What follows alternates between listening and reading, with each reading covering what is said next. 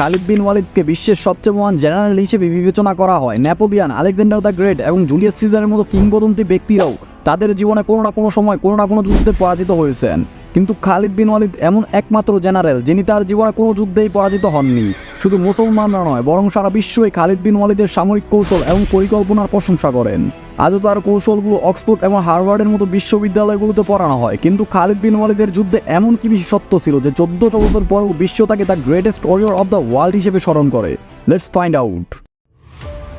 মুসলমানদের খলিফা Abu Bakr রাদিয়াল্লাহু আনহুর আদেশে Khalid bin Walid the great Persian সাম্রাজ্যের উপর আক্রমণ করেন এবং মাত্র 18,000 মুসলমান সৈন্য নিয়ে 40,000 পার্সিয়ান সৈন্যকে পরাজিত করেন।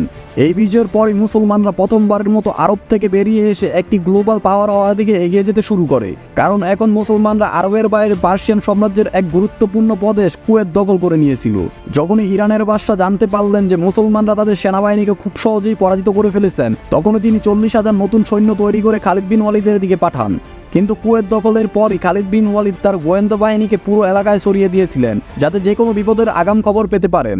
এই গোয়েন্দাগুলো দূর দূরান্তে ছড়িয়ে পড়েন এবং অনেক দূরে গিয়ে দেখলেন যে পারস্য সাম্রাজ্য 40,000 সৈন্য নিয়ে মুসলমানদের দিকে দ্রুত এগিয়ে আসছে। তখন খালিদ বিন ওয়ালিদ তার পুরো বাহিনী নিয়ে কুয়েত থেকে বেরিয়ে উগলার দিকে রওনা হলেন, যা বর্তমান ইরাকের একটি এলাকা। একদিকে ছিল মুসলমানদের 17,000-এর বাহিনী আর অন্যদিকে ছিল পার্সিয়ান সাম্রাজ্যের 40,000 সৈন্য। পার্সিয়ান জেনারেলের সামনে এসে খালিদ বিন ওয়ালিদকে চ্যালেঞ্জ করলেন, কিন্তু মুসলমান বাহিনী থেকে একজন সাধারণ সৈন্য এসে তাকে হত্যা করে ফেলল। আবার যুদ্ধের আগেই পার্সিয়ান বাহিনীর জেনারেল নিহত হয়, যার ফলে দুইটি বাহিনী পূর্ণ শক্তিতে একে অপরের উপর আক্রমণ করে। তবে পার্সিয়ান বাহিনী সংখ্যায় বেশি হওয়ার কারণে মুসলমানরা শহীদ হতে শুরু করলো, যা থেকে প্রথমবারের মতো খালিদ বিন ওয়ালিদ মুসলমানদের পিছু হটার আদেশ দেন। এটা থেকে পার্সিয়ান বাহিনী মনে করলো যে মুসলমানরা অবশেষে পরাজিত হয়ে পালাচ্ছে, আর তাই পার্সিয়ান বাহিনী খুব দ্রুত মুসলমান বাহিনীর পিছু নিল। পারস্য বাহিনী এত দ্রুত মুসলমানদের পিছু নিচ্ছিল যে তাদের সৈন্যবাহিনী দুইটি অংশ একে অপরের থেকে অনেক দূরে চলে যায়। যদি আপনি এখানে লক্ষ্য করেন, দেখবেন মুসলমানরা সরাসরি এক লাইনে পিছু হচ্ছিলেন না, বরং তারা একে অপরের থেকে দূরে চলে যাচ্ছিল। আর অবশেষে পারস্য বাহিনী এতটাই দূরে ছড়িয়ে পড়লো যে তাদের বাহিনী একাধিক ছোট ছোট গোষ্ঠীতে বিভক্ত হয়ে গেল এবং তাদের মধ্যে বড় একটি ফাঁক তৈরি হলো। আর খালিদ বিন ওয়ালিদ এই সময়টারই অপেক্ষা করছিলেন। এখন তিনি তার গোসওয়ার বাহিনী নিয়ে সেই ফাঁক দিয়ে এগিয়ে গিয়ে পারস্য বাহিনীকে কেন্দ্র করে ঘিরে ফেলেন এবং ধীরে ধীরে তাদের পরাজিত করতে শুরু করেন। আর এরপর একই কৌশলে বাকি বাহিনীকেও পরাজিত করেন। পারস্যের বাকি বাহিনী পেছনের লাইন দেখতে পেল যে তারা এই যুদ্ধে হেরে যাচ্ছে, তাই তারা পালাতে শুরু করলো। তবে তাদের বাড়ি আর্মের কারণে তারা বেশি দূরে যেতে পারেনি, যার কারণে মুসলমানরা দ্রুত তাদের পৌঁছে হত্যা করে। আর একইভাবে পারস্য সাম্রাজ্যের আরও একটি বড় বাহিনীকে খালিদ বিন ওয়ালিদ পরাজিত করেন। এই যুদ্ধটি কুয়েতের বাইরে ইরাকের ভেতরে হয়েছিল, যার অর্থ এখন মুসলমানরা কুয়েত দখল করার পর ইরানের দ্বিতীয় বড় প্রদেশ ইরাকের ভেতরে প্রবেশ করেছে। তবে এখান থেকে সামনে এগোনো কঠিন ছিল, কারণ ইরাক এবং মদিনা একে অপর থেকে অনেক দূরে ছিল, আর ইরাকে মুসলিম বাহিনী তাদের সদর দপ্তর মদিনার সাথে বারবার যোগাযোগ করতে পারছিল না। এই কারণে খালিদ বিন ওয়ালিদ এই এলাকাকে তাদের নতুন সদর দপ্তর বানানোর সিদ্ধান্ত নেন, কারণ এই এলাকায় পার্সিয়ান এবং আরব দুইজনই বসবাস করত এবং তাদের ধারণা ছিল যে মুসলমানরা তাদের এলাকা দখল করার পর তাদের সাথে একই ব্যবহার করবে যা অন্যান্য রাজ্যগুলো করত, লুট, হানাহানি এবং দর্শন। কিন্তু খালিদ বিন ওয়ালিদ খলিফা আবু বকর রাদিয়াল্লাহু আনহুর আদেশে এই এলাকার সমস্ত সম্পত্তি তাদের মালিকদের ফিরিয়ে দিলেন এবং জোরপূর্বক কোনো কিছুই ছিনিয়ে নিলেন না।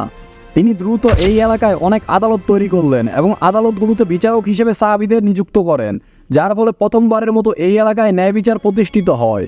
এরপর খালিদ বিন ওয়ালিদ তাদের মার্কেট এবং ব্যবসার দিকে নজর দেন এবং সকলকে বলেন যে ব্যবসা আগের মতোই চলতে থাকবে, তবে আজ থেকে কেউ সুদ দেবে না। যুদ্ধ কেবল তরবারি দিয়ে নয়, অর্থনীতির মাধ্যমেও লড়া হয়। এই কারণে খালিদ বিন ওয়ালিদ তার বাহিনীর অর্থনীতি শক্তিশালী করতে এই এলাকায় অমুসলিমদের উপর জিজিয়া ট্যাক্স আরোপ করেন। এই এলাকায় এটি কোনো নতুন ট্যাক্স ছিল না, বরং এর আগে থেকেই এই এলাকা থেকে পার্সিয়ান সাম্রাজ্য ট্যাক্স সংগ্রহ করত। কিন্তু খালিদ বিন ওয়ালিদ যে জিজিয়া ট্যাক্স আরোপ করছিলেন তা আগের থেকে অনেক কম ছিল, যা ইরান নিত। এটি দেখে সেখানকার স্থানীয় জনগণ মনে করলেন যে মুসলমানরা পার্সিয়ান সাম্রাজ্যের থেকে অনেক ভালো, তাই দ্রুত এই এলাকার মানুষ ইসলাম গ্রহণ করতে শুরু করে এবং খালিদ বিন ওয়ালিদের বাহিনীতে যোগ দিতে থাকে।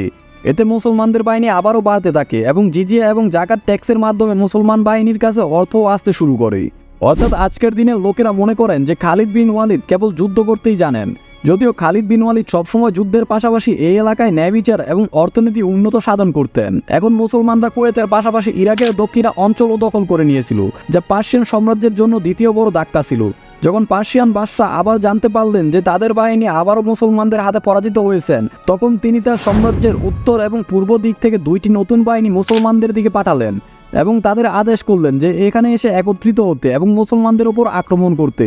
বাট পার্সিয়ান বাদশা সব দিক থেকে সৈন্য নিয়ে যোগ দিচ্ছিলেন, শুধুমাত্র তাদের পশ্চিম সীমান্ত ছাড়া, কারণ সেই সীমান্ত রোমান সাম্রাজ্যের সঙ্গে সংযুক্ত ছিল। এবং ইরানের বাদশার এই টেনশনটা ছিল যে রোমান সাম্রাজ্য এই সুযোগে সদ্ব্যবহার করে পারস্য সাম্রাজ্যের ওপর না জানি আক্রমণ করে দেয়। তবে রোমান সাম্রাজ্য আক্রমণ কখনোই করেননি, কারণ কিছু সময় পর মুসলমানরা রোমান সাম্রাজ্যের ওপর আক্রমণ করেছিল, যা আমরা অন্য আরেকটি ভিডিওতে আলোচনা করব। খালিদ বিন ওয়ালিদ যেসব এলাকায় অভিযান চালিয়েছিলেন সেখানকার অনেকেই ইসলাম গ্রহণ করেন এবং মুসলমানদের জন্য গুপ্তচর বা গোয়েন্দা হিসেবে কাজ করতে থাকেন। এর ফলে মুসলমান গোয়েন্দা সংস্থাগুলো আরও শক্তিশালী হয়ে ওঠে, কারণ এই নতুন মুসলমানরা ইরান সম্পর্কে আরবদের চেয়ে অনেক বেশি জ্ঞান রাখতেন। এর ফলে খালিদ বিন ওয়ালিদের কাছে দ্রুত সংবাদ পৌঁছে যায় যে দুইটি বিশাল বাহিনী তাদের দিকে দ্রুত অগ্রসর হচ্ছে। আর খালিদ বিন ওয়ালিদ জানতেন যদি এই দুই বাহিনী একত্রিত হয় তাহলে তাদের পরাজিত করা অসম্ভব। তাই মুসলমানরা তাদের একত্রিত হওয়ার আগেই থামানোর পরিকল্পনা করতে থাকে। মুসলমানরা বুঝতে পারেন যে এই দুইটি বাহিনী যে এলাকায় আছে তা খুবই সবুজ এবং পাহাড়ি এলাকা, এবং তারা মরুভূমির সাথে পরিচিত নয়। তাই মুসলমানরা যদি মরুভূমির দিকে যায় তাহলে তারা দ্রুত তাদের একটি বাহিনীর কাছে পৌঁছে যাবে। এ কারণে খালিদ বিন ওয়ালিদ তার বাহিনী নিয়ে দ্রুত ইরানের মরুভূমি পার করে প্রথম বাহিনীর কাছে লাজায় পৌঁছান। লাজায় মুসলমানদের সাথে পারস্যের প্রথম বাহিনী মুখোমুখি হয়। পারস্যের জেনারেল হতবাক হয়ে যান, কারণ মুসলমানদের বাহিনী তাদের ধারণার চেয়ে অনেক কম ছিল। মুসলমানদের বেশিরভাগই পদাতিক সৈন্য ছিল এবং অশ্বারোহী সৈন্য খুবই কম ছিল, যার ফলে পারস্যের বাহিনীর মধ্যে জয়ের আশা বাড়তে থাকে। পার্সিয়ান বাহিনীর পক্ষ থেকে তাদের একজন চ্যাম্পিয়ন সামনে আসে, যাকে তার বিশাল ও শক্তিশালী শরীরের কারণে হাজার মোট নামে ডাকা হতো, যার অর্থ হলো হাজার পুরুষের শক্তি। খালিদ বিন ওয়ালিদ সেই চ্যাম্পিয়নের সাথে যুদ্ধ করেন এবং খুব অল্প সময়ের মধ্যেই তাকে হত্যা করেন। এরপর দুই বাহিনী যুদ্ধের জন্য প্রস্তুত হচ্ছিল, কিন্তু অনেক সময় পেরিয়ে গেলেও ইরানের বাহিনী তাদের অবস্থান থেকে সরে না, কারণ তারা চেয়েছিল তাদের দ্বিতীয় বাহিনী তাদের সাথে এসে যোগ দিক। কিন্তু মুসলমানদের পরিকল্পনা ছিল তাদের একত্রিত হওয়ার আগেই পরাজিত করতে হবে। তাই মুসলমানদের সংখ্যা কম হওয়া সত্ত্বেও খালিদ বিন ওয়ালিদ তাদের ওপর আক্রমণের নির্দেশ দেন। মুসলমান এবং পারস্যের মধ্যে আবারও ভয়াবহ যুদ্ধ শুরু হয়। অনেক সময় পেরিয়ে যাওয়ার পরও বোঝা যাচ্ছিল না যে কে জয়ী হচ্ছে, কিন্তু হঠাৎ পারস্যের জেনারেল তার বাহিনীর লাইন পরিবর্তন করেন এবং নতুনদের সামনে আনেন। এতে মুসলমানদের মধ্যে যুদ্ধ করার শক্তি কমে যেতে থাকে এবং তারা ধীরে ধীরে শহীদ হতে থাকে। মুসলমানরা ধীরে ধীরে পিছিয়ে যেতে থাকে, কিন্তু শেষ পর্যন্ত তারা এতটাই পিছিয়ে যায় যে তারা পাহাড়ের পাদদেশে এসে পৌঁছায়, যেখান থেকে পিছনে যাওয়া অসম্ভব ছিল। তারপর পার্সিয়ান বাহিনী তাদের পুরো শক্তি নিয়ে মুসলমানদের ওপর আক্রমণ করে, কিন্তু খেয়াল করলে দেখা যাবে মুসলমানরা সরাসরি পিছিয়ে যায়নি, বরং তাদের কেন্দ্রের অংশ পিছিয়ে গিয়েছিল এবং তাদের ডান ও বাম দিক মজবুতভাবে দাঁড়িয়েছিল। এভাবে যুদ্ধটি ধীরে ধীরে গোলাকার আকৃতিতে তৈরি হয়, যা পারস্য বাহিনীর জন্য অজানা ছিল। যখনই এই গোলাকার বৃত্ত সম্পূর্ণ হয় এবং পারস্য বাহিনী সম্পূর্ণরূপে এর ভিতরে ঢোকে, তখনই খালিদ বিন ওয়ালিদ নির্দেশ দেন এবং হঠাৎ করে 4000 অশ্বারোহী পূর্ণগতিতে পিছন থেকে পারস্য বাহিনীর ওপর আক্রমণ করে। মনে আছে ইরানের জেনারেলের গুপ্তচরেরা বলেছিল যে মুসলমানরা সংখ্যায় খুবই কম ছিল, যার কারণে পার্সিয়ান বাহিনী অনেক আত্মবিশ্বাসী ছিল, কিন্তু আসলে মুসলমানরা কখনো কম ছিলই না। খালিদ বিন ওয়ালিদ যুদ্ধের আগেই তাদের ওই পার্সিয়ান বাহিনীর পেছনে মোতায়েন করেছিলেন এবং দীর্ঘ সময় ধরে তারা খালিদ বিন ওয়ালিদের শুধুমাত্র একটা সংকেতের অপেক্ষায় ছিল। এরপর মুসলমানরা পার্সিয়ান বাহিনীকে এমনভাবে ঘিরে ফেলে যে বলা হয় সেই যুদ্ধে একটা পার্সিয়ান যুদ্ধও পালাতে পারেনি। এটাই প্রথমবার নয় যখন খালিদ বিন ওয়ালিদ এই কৌশল ব্যবহার করেছিলেন।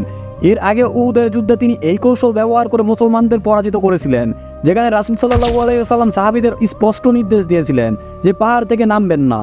কিন্তু যখন জয়ের আনন্দে তারা নিচে নেমে আসে, খালিদ বিন ওয়ালিদ পাহাড়ের পেছন থেকে আক্রমণ করেন এবং পুরো যুদ্ধে একটি গুরুত্বপূর্ণ পরিবর্তন নিয়ে আসেন। আর পার্সিয়ানদের বিরুদ্ধেও তিনি সেই কৌশলটাই ব্যবহার করেন। ইরানের এই বাহিনীকে পরাজিত করার পর তখন মুসলমানরা পারস্যের সীমান্ত ছেড়ে তাদের কেন্দ্রের কাছাকাছি চলে আসে এবং কিছু সময় পর খলিফা আবু বকর রাদিয়াল্লাহু আনহু ইরানের পাশাপাশি রোমান সাম্রাজ্যের ওপর আক্রমণের নির্দেশ দেন। রোমান আর পার্সিয়ান সাম্রাজ্যের মধ্যে মুসলমানরা এত দ্রুত এগিয়ে যাচ্ছিল যে এই দুইটি সাম্রাজ্য বুঝতে পারে এভাবে চলতে থাকলে খুব শীঘ্রই তারা দুই সুপার পাওয়ার ধ্বংস হয়ে যাবে। তাই ইতিহাসে প্রথমবারের মতো রোমান ও পার্সিয়ান সাম্রাজ্য তাদের 700 বছরের পুরনো শত্রুতা ভুলে গিয়ে মুসলমানদের বিরুদ্ধে একত্রিত হয় এবং যুদ্ধ ঘোষণা করে।